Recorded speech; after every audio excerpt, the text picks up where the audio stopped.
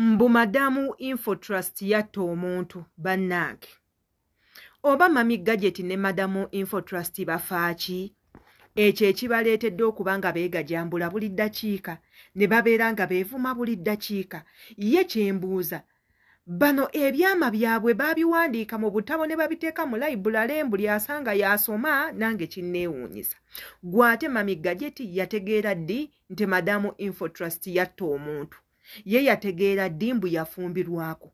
Era yakitegeera ddi nti alina omwana omulema?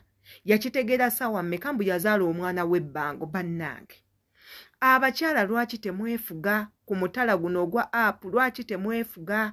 Waliyo obulamu obulala nga muvudde ku app zino ezitaliimu kubalayikinga, ezitaliimu kubasharinga, ezitaliimu kubafolowinga. Bannange, ye ekirala, bannange, lwaki temujja entalo za families zammwe, abaana bammwe ne mubajja mu ntalo zammwe mmwe ng'abakyala? Obuzibu bwa madamu Info Trust avuma nnyo abantu. Olw'okuba ye mukyala ayinamu akasente alowooza buli omu amusobola. Olw'okuba omukyala yafumbirwa omusajja ayina ku ssente, ye alaba nti buli omu waakusiimuulizaako bigere. N'ava eri n'avuma abaana b'abeene nga bali we bazaala abaana ababi, ng'ate oli muzadde. Waakava muleeba tonnaweza na myezi 3 nga wawalampye edda mukyala munno omuvumu muvumira omwana. Ye nze embuuza, entalo z'abantu abakulu n'abaana zikwatagana zitya? Tujja kumanya ebyama byammwe wano eno nga mmwe mubituleetera, iffe nga bitusanga ku masimu gaffe tutudde, naye ate era tetujja kugaana byogerako. Mpulira nti madamu Info Trust w'omwogerako akusiba. Munnaye nze tonneeyimbamu, biyinza obutagenda bulungi, tebijja kukola. Tonneeyimbamu kubanga ffe vidiyo nga we muzeeteerayo ne mwevuma ne mwegajajjambula, ffe we tuzijja naffe ne tuziteeka ku mikutu. Kuba ate era mwagala ensi ebalabe, mwagala tukole tutya? Bwe muba mwagala ensi ebalabe, ffe tubayambako ne tuzituusa eyo gye mwagala zituuke. Mwekyo nga tuzituusa ku babba bammwe, tujja ziterekera abaana bammwe, mikwano gyammwe, ab'eŋŋanda zammwe, bamaama bataata bonna, ffe tubayambako vidiyo zammwe zituusaayo. Kati bw'oba muzikola mulowoozenga nnyo, munoonye ekyokusalawo nga temunnatandika, kubanga ffe abalabi weetuli, abasunzi weetuli, abagenda obbavuma mu comments gye bali, naffe abajja okulowooza nti ebikolebwa bya kisiru gye tuli. Era tetujja kugaana kwogera ku ebyo bya kisiru ffe bye tulaba nti tebigasa nsi. Ffe bye tulaba nti abaana abato tebalina kubiraba, ffe bye tulaba nti byakweweebuula bweweebuuzi, naffe tubeerayo. Wabula nga yenze Sheila Adita, subscribinga ku YouTube channel yange Kwata Akade, nga buli video yonna gye nteeka ye kutuukako bulungi nnyo. Commenti nga tumanye ensonga ezikwatagana ku video zaffe, oba ki ekibulamu, oba olina by'oyagala otugamba, olina by'oyagala okuyisa. Wabula nga ate era mujjukire nti nno ffe tubaagala nnyo era tubeebaza yonna gye musinzira okuba nga mulaba video zaffe. Eyo yonna abali mu mawanga ag'enjawulo, mwebale kuteekayo budde, mwebale kutwagala, mwebale commentinga, mwebale subscribinga, abatusanga ku mikutu gyonna egy'enjawulo kwe tuli gye mutusanga, nammwe tubaagala nnyo. Gwe wandikawo omuntu gw'oyagala okutumira, ng'oyagala kozesa ddoboozi lyange, nja kuba mutumira nga neeyambisa eddoboozi lyange, ntumireko ku bazadde bo, ku baana bo, n'abantu abalala bonna bonna. Jangu obeere ng'ontuukirira, nja kukolera ekyo ky'oyagala ng'akasiimo. Katugendeko mu butambi bwa Mami Gadget ng'alangira mukulu munne, ate era tukomewo. Mwaliko okutemula kitaawe yakutemulirawo. Mbadde gwe omutemu watemula watemula tata w'abaana abakulu. Yes! Lwaki tomugyayo mu kamera n'omulaga? Oba wali mulungi nnyo, lwaki tokyali omufumbo gye wasomera? Kati bambi, what next? Of course nothing next, but just warning, last warning. Toddamu kukola vidiyo ng'okuma abaana b'abantu. It is not right. Tebakubuulirako gwe wamwe.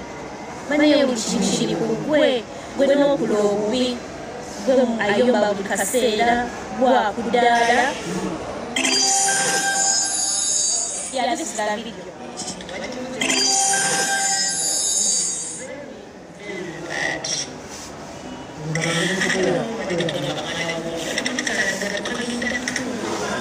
agenda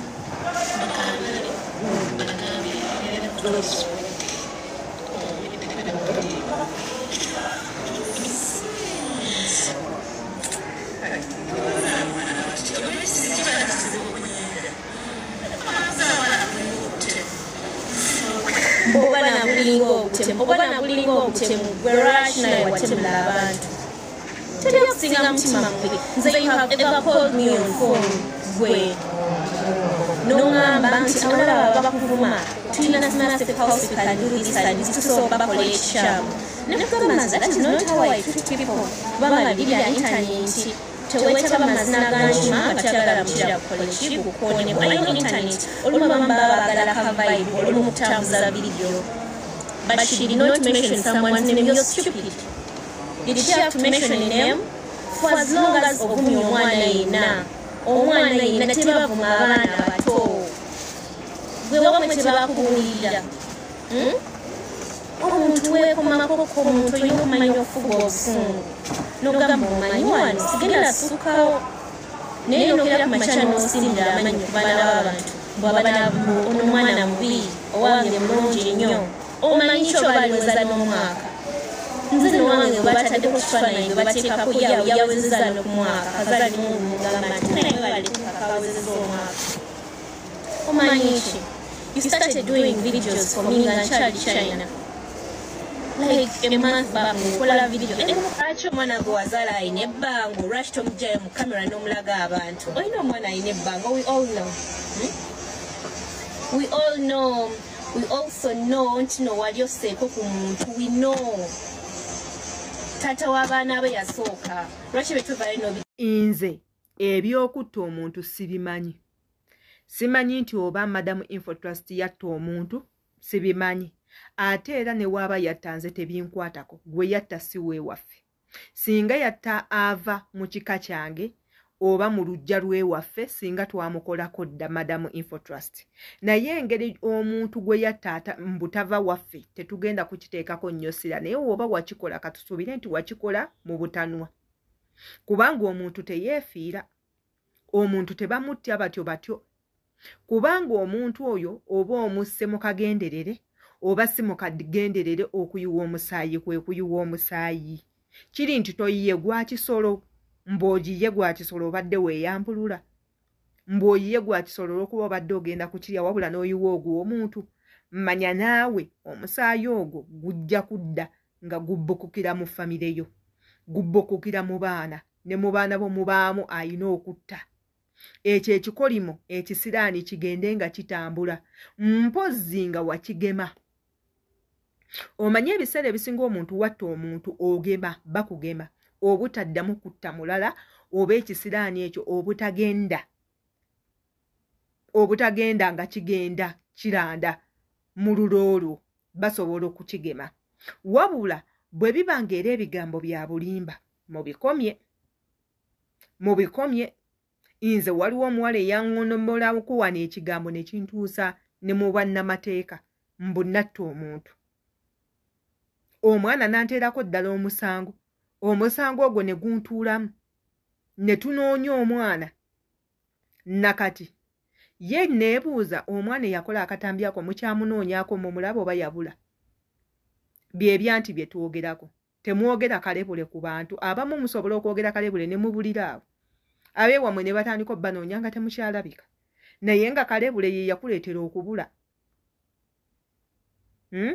katusuubire bino ebigambo maama Gadget byoyogera tebijja leeta buzibu gye bujjeeyo mu maaso ekirala abazadde mulekeraawo okuvuma abaana b'abannammwe oba oli azadde omwana mubi yeewuwe naawe ozadde omulungi weeyise engalo mu maaso obulungi obwo tebagenda kubulya buli omu mulungi kwabo banne oba gy'ava nange ewaffe nze kimuli kyayo nze ettaala ly'omu nnyumba ya tata wange naye ate ewatali wa tata wange bandabanga ekyana laba ekyana laba omusaswangule tata wange andabanga malayika maama wange andabanga malayika eyakaboneka ndabika nga muzira mu nnyumba yaabwe naye ewammwe ndi kibi mulekerawo ovuma abaana b'abantu omuzadde ku mwana atabuka Madamu CEO oba olina omuze oguvuma abaana b'abendi bireke nga bw'oli mu kuvuma abaana b'abendi n'ababo bajja bavuma ate kikuyise bubi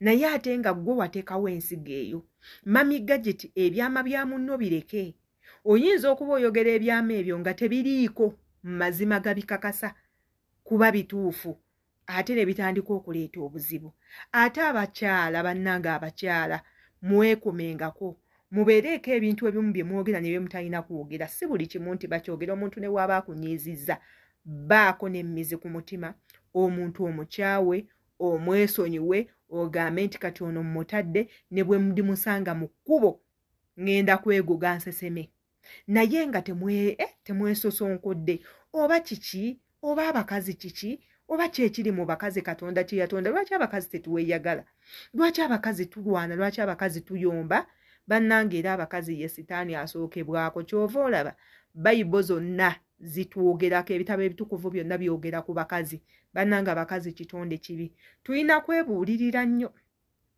tulina kusaba nnyo naye omukazi yenze Shila Adita olowooza ki ku butambi nga buno mukwano